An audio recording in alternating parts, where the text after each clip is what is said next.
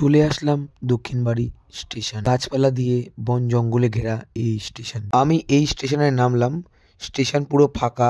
এই রয়েছে কিন্তু টিকিট কাউন্টার।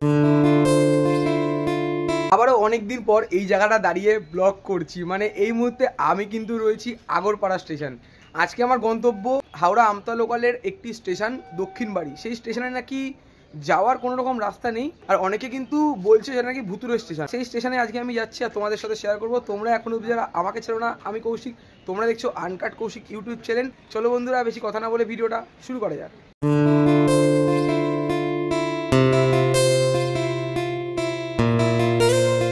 আগরপাড়া থেকে কেঁদে মাঝরাত ধরে চলে যাবো বড় বাজার স্টেশন। চলো স্টেশন যাওয়ার মুহূর্তে তোমাদের কিছু ভালো ভালো সিনেমেটিক শট শেয়ার করবো।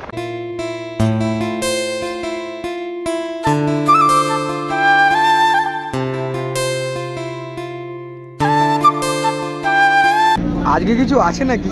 এত ভিড় কেন দমদমে?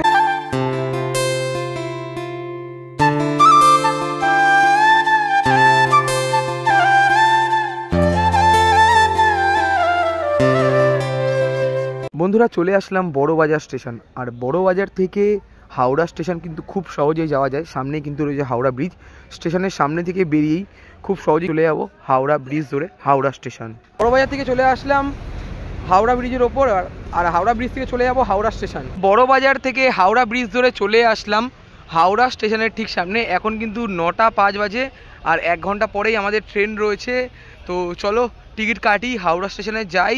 কত কি টিকিট মূল্য পড়ছে সবটাই তোমাদেরকে আস্তে আস্তে করে জানিয়ে দেবো। বন্ধুরা, হাওড়া স্টেশনে এসে সর্বপ্রথম দক্ষিণবাড়ির টিকিট আমরা কেটে নিলাম। টিকিট মূল্য পড়লো পার হেড 10 টাকা করে, মানে 10 টাকা যাওয়া আর 10 টাকা আসার জন্য। মানে আমি রিটার্ন কেটেছিলাম, টিকিট কাটার ঝামেলা রাখবো না বলে। আর এই দিকটা যদি তোমরা দেখো, দেখতে পাচ্ছ হিউজ পরিমাণে কিন্তু ভিড় রয়েছে। এতক্ষণ ওয়েট করার পর আমাদের ট্রেন কিন্তু দিয়ে দিয়েছে 18 নম্বর প্ল্যাটফর্মে হাওড়া আমতা লোকাল। এই রয়েছে কিন্তু আজকের হাওড়া স্টেশন। এই দিক দিয়ে শুরু হয়েছে 1 নম্বর প্ল্যাটফর্ম, আর এদিক দিয়ে শুরু হয়েছে কিন্তু 17 নম্বর প্ল্যাটফর্ম। কিন্তু এদিক থেকে যেতে হবে। বন্ধুরা, ওল্ড কমপ্লেক্স থেকে চলে আসলাম নিউ কমপ্লেক্সে, আর এটা রয়েছে 17 নম্বর প্ল্যাটফর্ম। আজকে আমাদের আমতা লোকাল কিন্তু দিচ্ছে 18 নম্বর প্ল্যাটফর্মে, আর ট্রেন কিন্তু আস্তে আস্তে করে ঢুকছে।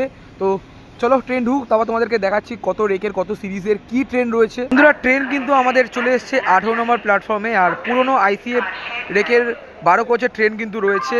আর চলো ট্রেনে উঠি। 10টা 43-এর ট্রেন রয়েছে। অনেকটা ওয়েট করার পর আমাদের ট্রেন কিন্তু 11টা 9 ছাড়লো, মানে 10টা 43-এর ট্রেন 11টা 9 ছাড়লো। আমাদের ট্রেন কিন্তু পুরোই ফাঁকা রয়েছে, তাই সিট নির্বাচন নিয়ে কোনো সমস্যা আশা করি তোমাদের হবে না।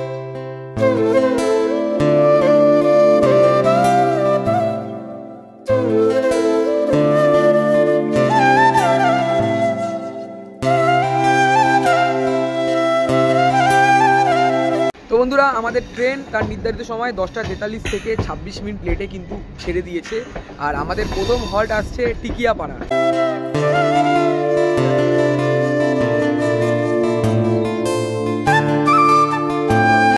আমাদের ট্রেন টিকিয়াপাড়া থেকে কিন্তু ছেড়ে দিল।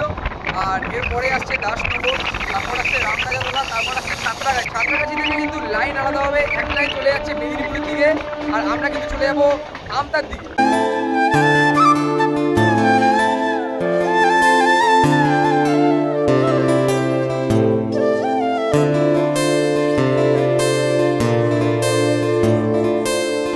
আর সাঁতরাগাছির পরের স্টপেজ আসছে বাঁকড়া নয়াবাদ। বাঁকড়া নয়াবাদ ঢোকার আগেই ট্রেন কিন্তু সার্কেল ভাবে ঘুরবে। দেখো একবার, দারুণ লাগবে। মানে তোমার যদি এই দিকটা দেখাই আর একবার এদিকটা দেখো, দারুণ লাগবে কিন্তু দেখতে।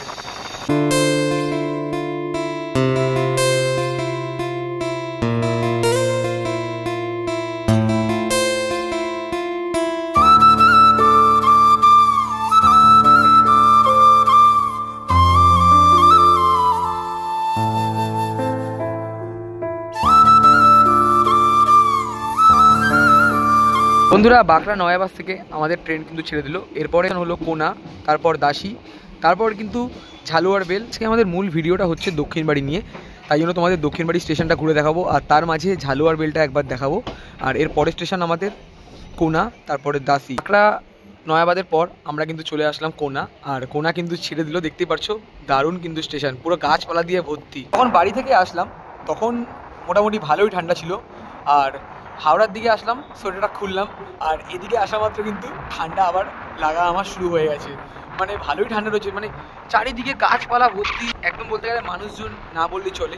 আর তোমরা যদি দেখায় দেখতে পারছো বেশ দারুণ লাগছে, পুরো চারিদিকে পুরো গাছপালা পুরো ভর্তি রয়েছে।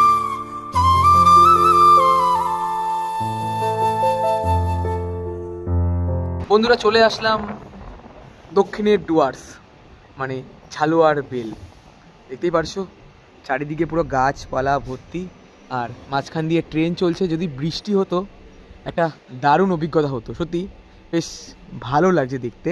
যদি তোমাদেরকে এই পাশটা দেখাই, গাছপালা পুরো ভর্তি, কি সুন্দর লাগছে। এখন যেহেতু শীতকাল, মানে সকালবেলায় গরমকাল, রাতের বেলা শীতকাল, সত্যি দারুণ লাগছে দেখতে।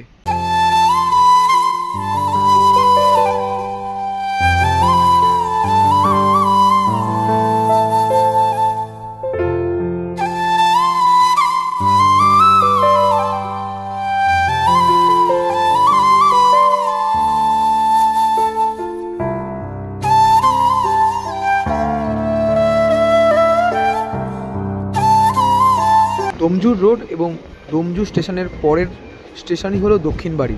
আর দক্ষিণবাড়ি স্টেশনকে অনেকে ভুতুড়ে স্টেশন বলছে, অনেকে আবার বলছে প্রেমিক প্রেমিকাদের জন্য। আমি আজকে যাব দক্ষিণবাড়ি স্টেশনে আর তোমাদেরকে দেখাবো। আর এই স্টেশনে যাওয়ার জন্য নাকি কোনো রকম রাস্তা নেই, মানুষজনকে রেল লাইনের ওপর থেকে যেতে হয়। তো চলো, নেক্সট স্টেশন আসছে আমাদের দক্ষিণবাড়ি। আর দারুণ লাগছে, দেখো গ্রাম্য পরিবেশটা একবার কি সুন্দর। মানে তোমরা যদি একবার আসো, তোমাদের এই গ্রাম্য পরিবেশ মুগ্ধ করবেই।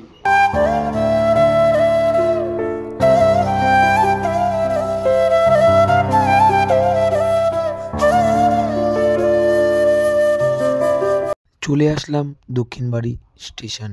পুরো গাছপালা দিয়ে বন জঙ্গলে ঘেরা এই স্টেশন, দেখতেই পাচ্ছ তোমরা। আমি এই স্টেশনে নামলাম, স্টেশন পুরো ফাঁকা, আর এই রয়েছে কিন্তু টিকিট কাউন্টার। আমার এই স্টেশনে আসার একটাই উদ্দেশ্য, স্টেশনটা যেহেতু পুরোটাই ফাঁকা আর একটু পুরনো স্টেশন, এই স্টেশনটি পুরনো হওয়ায় বেশিরভাগ মানুষ কিন্তু এখানে চলাচল করে না। বাট আমার এই স্টেশনটা দারুণ লাগলো, পুরো নির্ঝুম জায়গা। এই স্টেশন দেখে আমার একদমই মনে হলো না এই স্টেশনটি ভুতুড়ে স্টেশন।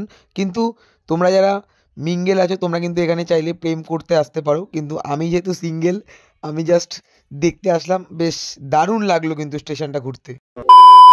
দক্ষিণবাড়ি স্টেশনটি হাওড়া আমতা লাইনের ডোমজুর রোড এবং ডোমজুর স্টেশনের পরের স্টেশন।